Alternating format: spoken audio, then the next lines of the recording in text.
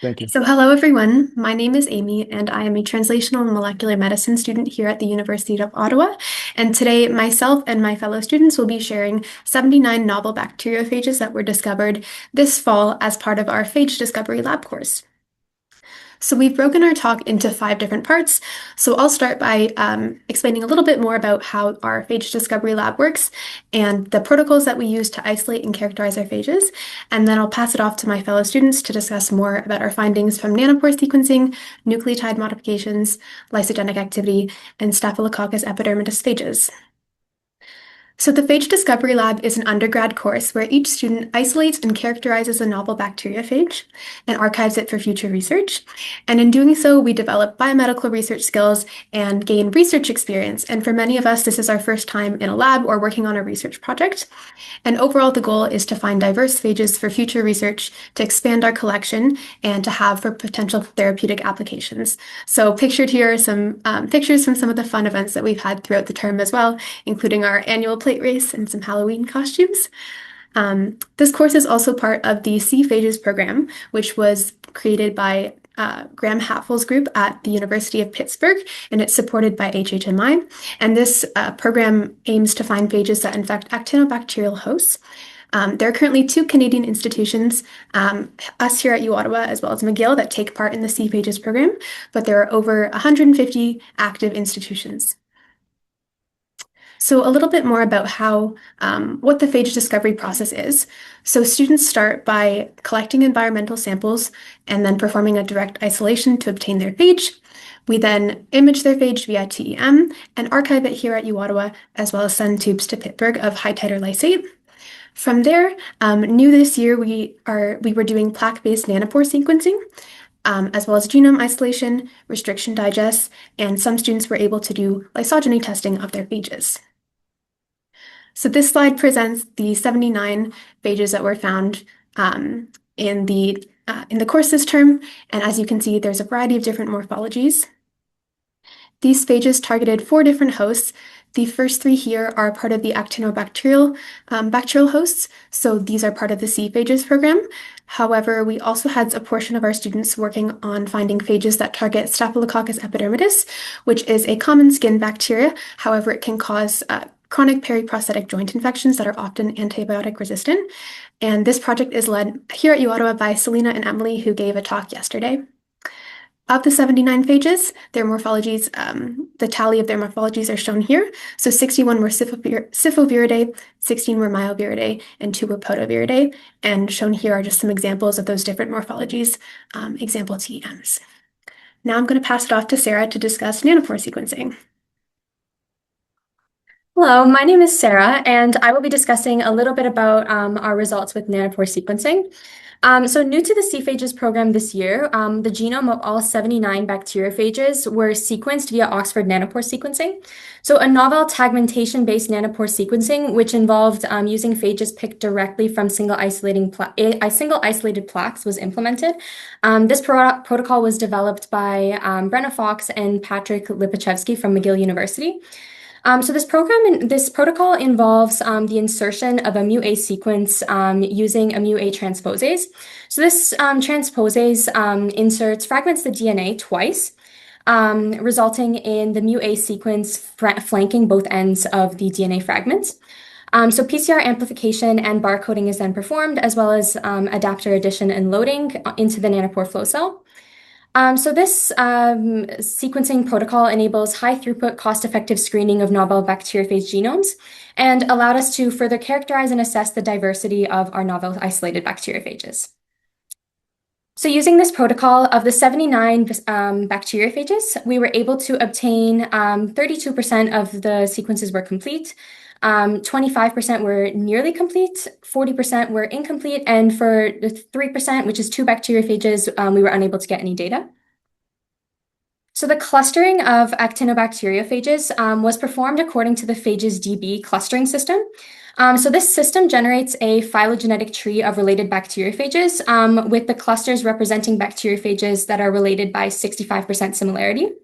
So the phages that were sequenced this semester were placed into clusters based on their similarity to existing sequenced phages.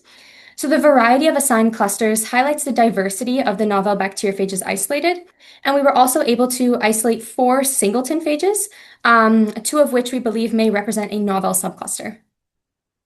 So I will briefly highlight some of the unique phages that we were able to isolate. So first is phage Lord Vader, which is an F1 cluster phage. So the F1 cluster consists of about 250 bacteriophages. So it is interesting that we were able to find a very unique member or a very unique phage related to these cluster. Another phage is Martlet, which is a singleton phage. And lastly, Lore, which is an FC-like phage, which had a longest contig of about 168,000 base pairs. So it is the largest phage that we were able to obtain, and it is quite distinct from other FC-like phages. So bacteriophage genome ends can vary based on their the phage packaging strategy and host defense strategy. So some phages, such as the well-characterized phage lambda, generate cohesive end termini. So phages with cohesive ends have either 3' or 5' cohesive overhangs of about 7 to 19 nucleotides in length. So for these phages, we expect to see a sharp decline in read coverage corresponding to this overhang sequence. Circularly permuted or head-fold packaging. So this packaging method involves the synthesis of a long concatemer that is packaged into the phage head. So the sequence or the concatemer is then cleaved, and then the remaining sequence is packaged into another head. So what this results in is concatemers or genomes that have variable ends, and more than one complete genome sequence is packaged into each phage. So for this end packing strategy, we expect to see a sort of a consistent read coverage across the genome with no loss or buildup at the ends. So lastly, phages with direct terminal repeats have more than one complete genome sequence packaged into their genome head, similar to the headful packaging. However, in this packing strategy, the ends are consistent. So with this packing strategy, we expect to see a doubling of read coverage that corresponds to the ends of these genomes. So a question that we had was how we are obtaining the complete genome sequences, as when using the single plaque isolation method, we expect to be sequencing linear DNA. So given that this tagmentation protocol involves 2 fragmentation events, we don't expect to capture the ends of the linear DNA. But we do believe that we are in fact getting some complete genome sequences because we are getting some circular contigs. So we suspect that we might be getting some circular DNA or concatemers from DNA that has not yet been packaged. It's also possible that we might be having a low rate of phage mispackaging, which might contribute to allowing us to obtain a complete genome sequence. So using the read coverage of some of the complete genome sequences and their similarity to some other sequenced phages, we were able to assess and analyze some of their genome ends. So this is an example of the read coverage for bacteriophage ammon, which is an EA1 cluster phage. So this phage is expected to have a circular permuted genome end packaging strategy. And we can see that the read coverage for this genome is fairly consistent, which is what we expect in this case. However, we do see some variability in the read coverage, and this could be attributed to possible tagmentation bias. So for instance, the mu-A transposase could have a preference for some sequences over others. So next, this is an example of a phage called Lord Vader, which is an F1 cluster phage. And this phage is expected to have a 3' cohesive overhang based on its similarity to related phages. And in this case, we can observe a sharp decline in the read coverage at about 3,000 base pairs. And we performed some sequence alignment, and we were able to confirm that the overhang sequence is expected to be found in this region. And that confirms that this phage is likely a phage that has cohesive end termini. Using this protocol, it may be difficult to confirm whether this is a 3' or 5' overhang. In addition to this, in the case of, for instance, direct terminal repeats, we would expect to see a similar pattern of read coverage as the cohesive overhangs, particularly in the case of direct terminal repeats that are quite short. And also in the case of highly novel phages, it may be difficult to exactly characterize the ends of the genomes. So in this case, Illumina sequencing may be able to offer higher resolution and may be able to help us determine the ends of the genomes for highly novel bacteriophages. So I will now be passing it on to Reese, who will discuss restriction digests and genome modifications. All right. So my name's Reese. Thank you for the introduction. And so we did a part of our experimental protocol was to perform restriction digests on all of the phages we isolated. So we isolated the genome and then tested with several enzymes. The goal of this is to really determine if the genome is protected by base modifications, which is one of the mechanisms that phages can use to protect against enzymes such as CRISPR-Cas9 or other restriction enzymes from the host. Other reasons why these enzymes might not cut is if there's some sort of experimental error or faulty enzymes that maybe weren't properly temperature controlled, and these would produce no cutting in the sites, or if the sites just weren't present in the genome, they wouldn't be present either. So these are the enzymes that we used. We used 6 here. These 3 are the best at determining which bases are modified. So if you notice, these are GC only, Hey3 and SMA1 are all GC only. MSC1 is AT only. So you'd expect if there's cutting in SMA1 and cutting in Hey3, then maybe if there's a AT modification, there wouldn't be cutting in MSC1, but we'll get into that. We also used phage lambda as a control to see if the enzymes were working properly. So phage lambda is a well-characterized Syfoviridae. The TAC1 enzyme is the only one that doesn't look quite the same in the virtual and the lambda. We had some issues with that with the temperature control, and it was also a new enzyme that we used this year. So we can see that this is matching the virtual sequence that we produced through nanopore data through all of the phages to see if the restriction digest, if the site just wasn't present. This is a cluster CW phage isolated from M. smegmatis, and it's a great example of an inconclusive EcoR1 site. So we can see that it's not cutting here in the EcoR1 digest and then also not showing up in the virtual. So this suggests that the EcoR1 site isn't present. We also see that with Hey3, there's a lot of cut sites down here, which fits the classic morphology of these phages isolated with smegmatis. They're usually very GC rich, so we see a lot of cutting with Hey3 and with SMA1. We also do see cutting with MSC1, suggesting there are some AT sites as well. So then we have these 40 Hertz and Breeze9. These are EH cluster phages that were found in the M. fluorium 2242. So we notice that there's no cutting at all in these enzymes in EcoR1, KPN, SMA. We don't see any cutting in Breeze9 at all.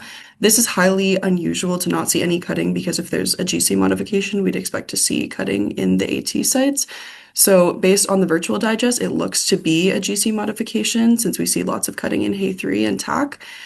So using 40 Hertz, we can see that there are cuts in MSC1. So that suggests maybe Breeze9 had some experimental error, and we might want to test this one again on a different genome preparation to see if there's more cuts we observe in MSC1. But overall, we weren't able to obtain a sequence of 40 Hertz, so we used the virtual digest from Breeze9 to come to this conclusion. This is the phage that I isolated actually, phage pollock. We see that there's no cuts again, just like Breeze9 in any of these sites. These, again, as I mentioned, is highly unusual, specifically with the virtual digest. The only site that's inconclusive is SMA1. So we tested for methylation using MSP1 and HPA3. These are enzymes that specifically recognize 5-methylcytosine. So if that was a modification that was present in pollock, then that would show digestion, but we don't see that here. And we also performed an extended digest for 2 and for 4 hours to see if maybe the enzymes needed more time. As you can see with the lambda in all of these examples, there is cutting, so there's nothing wrong with the enzymes, but there's no cutting here in the extended digest. So to identify this modification, we would potentially purify the genome differently or use a cesium chloride model. And that could be sent to do LC mass spectrometry to identify the specific chemical base that might be blocking multiple sites. It could be a broader spectrum modification, but we would really only know that through a mass spectrometry. And the Redner Lab has an ongoing collaboration with the NRC, so we might look into doing that with this phage. But we are also going to be working on annotating this phage as its cluster is pretty niche, and we don't really know a lot of the genome functions for many of the genes that are found here. So we're excited to learn more about this phage next semester, and I'm going to pass it off to Sophia. Hi, I'm Sophia. I'll be speaking to you about some of our lysogeny experiments. Here we go in the lab. As many of you are familiar, phages have both a lytic and a lysogenic cycle, and sort of transfer between them is mediated often by enzymes called integrases. Here, lysogenic phages may or may not have therapeutic applications. We're not quite sure about that, but what we do know is that phages containing these prophages, so this segment of phage DNA right here in the bacteria, may have what's called homotypic superinfection immunity, whereby phages infected by prophages won't actually or will not be susceptible to attacks by other phages in the same cluster because of, well, canonically, we consider it the repressor-mediated immunity, so a lambda repressor-like protein that's stopping further phage infection. Though we'll speak about this a little bit later, we may have discovered a different mechanism of lysogeny that may mediate it as well, which is exciting. In the Redner lab, we do a slightly different method of preparing lysogens, where we make phage-seeded plates. So we have two sets of plates, one of them with a phage diluted to 10 to the 8 PFU per milliliter, and one of them with just a phage buffer control. And we will prepare serial dilutions of host and plate them on both of them. So any survivability in the presence of this phage is likely a phage, or is likely a bacterium that has this prophage inserted in it. So in essence, it would be a lysogen. And we can use the number of colonies on the phage seeded versus the control plates to determine the efficiency of lysogeny or how lysogenic a particular phage is. Once we have collected these supposed or suspected lysogens, we will test them, we will streak them, and we will test each of these streaks for phage release before setting up a superinfection immunity experiment. These are just a couple examples of phages from our lab, actually, that we've tested for lysogeny. If you can see on the top left right here, it's an F1 phage. Beanstalk is actually the phage that I found, but F1 phages are, known to be lysogenic. They have this repressor-mediated immunity, and as we can see, we have many, many colonies here on the host and phage plates. We have this phage Charbel right here, which is an AU7 phage. We actually did make a lysogen. It's, moderately lysogenic. We weren't sure if it was bacteria that had evolved resistance to the phage, but we tested them and they are in fact lysogens. But then of course here we see phage lore, this FC-like phage, and there are no colonies at all. Everything is dead, very poor survivability, which leads us to believe that it's probably a fully lytic phage. Looking at our lysogeny data, we started off with the F1 cluster phages we found, because again, we know that they form lysogens. They have a very distinct superinfection immunity, whereby it's very strong. So if we can see right here, we used phage Amelia. She's a B1 cluster phage as a control, because again, superinfection immunity is often homotypic, so heterotypic immunity, whereby phages from different clusters prevent infection of phages is much rare. So we used Amelia as our control, and as we can see right here from the beanstalk lysogen, it is a lysogen in the sense that it has superinfection immunity from itself, but we can also see immunity broadly from the other F1 class phages we tested. So nothing like super exciting for this lysogen, but the one that's more interesting here is Zer right here. It is a lysogen, as we can see. It has immunity against itself, but immunity against the other class F1 phages is actually somewhat limited. In the sense that in many of these cases here, we have 100 to 1,000-fold change, which is good from the original dilution, but it's like completely absent in Zer, which would suggest potentially the presence of a mutant, a clear plaque mutant, for some of these other phages that have prevented infection that have overruled this immunity repressor here. There we go.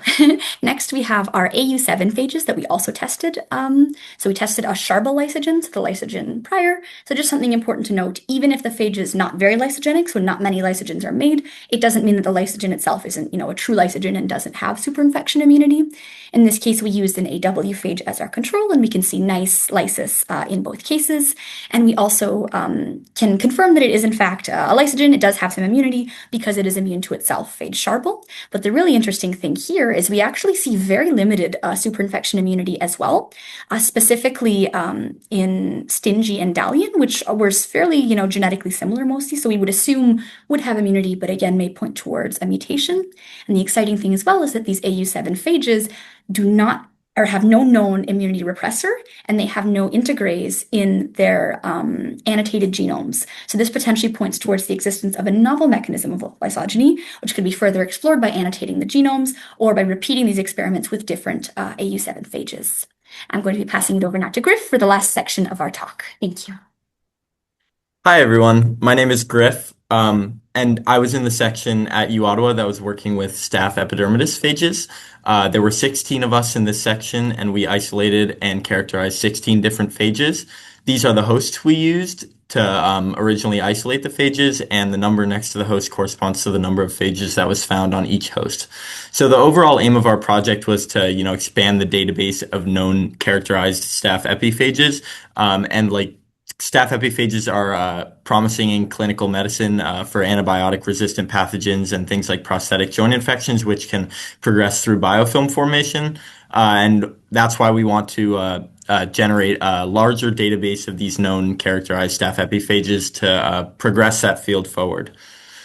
So the first thing we did using the nanopore sequencing data that was mentioned before by Sarah is we clustered our phages. However, the clusters are different than the actinobacteria phages clusters. They're distinct. However, they do follow a similar pattern. So we have our cluster A, cluster B, C, D, and then any singletons. And what we found is that we had 7 C3 phages. C3 is a subcluster of cluster C, and those are your lytic myoviridae.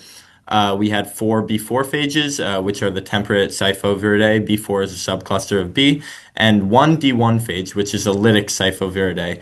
And these are commonly more rare, and D1 is a subcluster of the cluster D. And then we did find one phage that didn't match well to any of these clusters, but it did match well to some unclassified phages that are similar to the cluster D phages, but have a more lysogenic and temperate activity, which is interesting. And this phage might be promising to pursue with further sequencing. So what we're looking at here on the left side, you can see our 16 different phages, and this is a host range assay, and we were testing each phage on a range of 13 different hosts, including one lysogen that was isolated from a phage in the lab. So these are the first 6 hosts, and these are the next 7, 13 in total. And the symbol next to the phage name over here is the host which it was found on. So for example, ADD was found on NRL 41574. And there's 2 things we can really look at this for. We can find that some phages have a wider host range and have capacity to infect a larger number of hosts, and some have a smaller host range and are very specific. And in both cases, this can be implicated in clinical work, because sometimes we would want phages that have higher host ranges and can lyse more hosts, but sometimes we want a phage that's very specific for a specific bacterial pathogen. So what we can look at here is a phage like Hollian or Wagyu, and they both have very specific infection ranges. So Hollian only infects the host which it was found on and nothing else. And Wagyu really only infects a few hosts. One of those is the lysogen, so this is superinfection. However, it does infect 41129, which is the same host as the lysogen, so that might be why it's able to infect both of them. And then alternatively, we can look at some of these phages that have wider host ranges. So this is like Mosudo and ADD. Mosudo infects 8 different hosts, and ADD infects 6. So they have much wider host ranges. And like I mentioned earlier, this could be potentially implicated in some clinical applications. So 7 of our 16 phages were performed on a host range growth curve assay. And these are 2 of the results from that liquid growth curve assay. And what this shows here on the left side with the phage Hollian is that Hollian is effective at lysing the bacterial host at a high MOI, but as that MOI falls and there's less phage units, we see that lysing capacity tends to drop. And this may be because of the subcluster of Hollian. It's a temperate Sipho, as opposed to Mosudo over here, which is a myoviridae, and has a higher lysing capacity even at the lower MOIs and lower concentrations of phage. So for that reason, Mosudo might be considered more clinically relevant. However, one caveat of this is the regrowth, which we can see here with Mosudo. And we can see that after the initial lysis, there is some regrowth on the growth curve assay. And this would not be ideal for something like phage therapy. Hey, so my name's Théo, and I'm just going to conclude everything here. So to summarize, we found 79 new phages over the course of the semester, which 77 got sequencing data, 57 were 90% or more complete, and some of them will be picked to annotate in the next term. So this was done using the rapid plaque sequencing, which may change phage hunting because you'll be able to understand more about the genome before doing any other processing with that phage. Furthermore, we're going to send a couple of phages to pursue with LCMS with our connection with the NRC. And we may have found a new mechanism of lysogeny in cluster AU7 phages, which is promising, and two phages that have promising therapeutic abilities that could be tested with biofilms and clinical isolates. So just to thank everyone who was part of this project, we have the 79 TMM students here, our instructors and TAs, as long as a big thank you to Kieran and Selena, which helped with the sequencing and had a big part in our lab, as well as the Adam Rudner lab, which supported us throughout the whole semester, and Adam, who was part of this project and always by our side. Yeah, any questions?